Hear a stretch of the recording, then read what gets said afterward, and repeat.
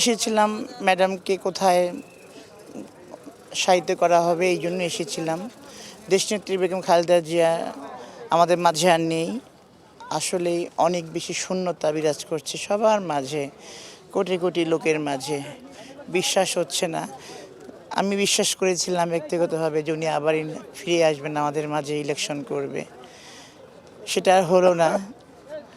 আসলে ওনার রাজনীতি, উনি যেটা রেখে গেছেন আমাদের মাঝে, এইগুলো সারা জীবন আমাদের ধারণ করব, আমাদের বুকে এগুলো বেঁধে থাকবে।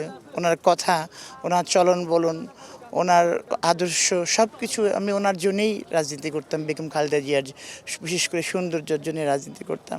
শহীদ প্রেসিডেন্ট জিয়া রহমান সাহেবের আদর্শ তো আছেই, জনাব তারেক রহমান সাহেবের দিক নির্দেশনা তো আছেই, কিন্তু দেশনেত্রী বেগম খালেদা জিয়া আসলে গণতন্ত্রের মা, তিনবারের প্রধানমন্ত্রী আজকে আমাদেরকে ছেড়ে চলে গেলেন। আমার সারা দেশ শোকাহত। এই শূন্যতার পূরণের করা সম্ভব না কোনো মানুষ দিয়ে।